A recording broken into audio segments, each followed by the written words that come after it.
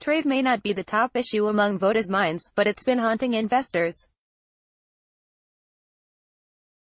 President Donald Trump has calmed the markets by announcing progress with China's President Xi Jinping during their phone call last week. While it's widely predicted that the Democrats will win a majority in the House of Representatives after Tuesday's midterm elections, it's unlikely to change the administration's tough trade negotiation with China.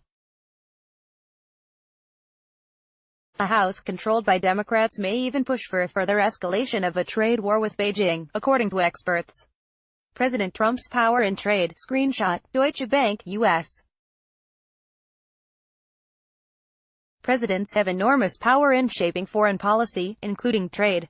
While the legislative branch can act as a check on the president in some informal ways, like host hearings, analysts don't see them bringing fundamental changes to trade negotiations. We think it is important to keep in mind that Congress doesn't have much of an ability to control trade policy, where the Oval Office has wide-reaching powers to act unilaterally, analysts at RBC Equity wrote in a note last week. Whatever happens with the midterms, we expect the president to keep pushing his trade agenda. That means more tariffs on China may be on its way.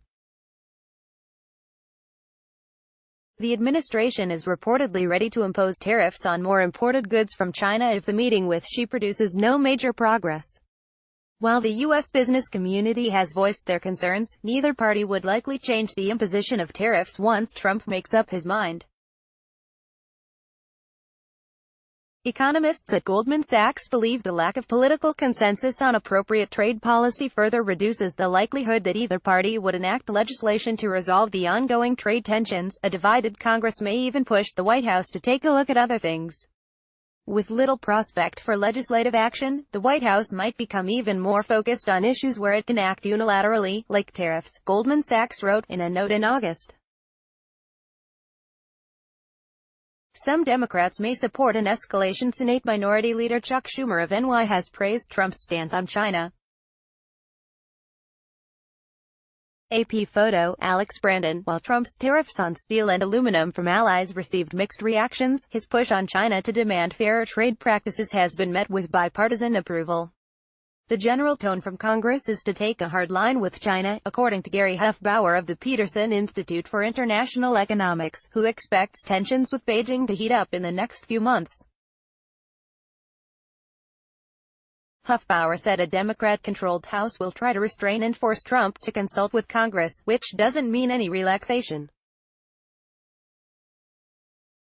They will say they could have done it differently, their tactics would be better and so forth. But not a change in their tone to Beijing. Democratic leaders may even end up being very critical of any type of relaxation on China trade if Trump begins to reach an agreement with Beijing.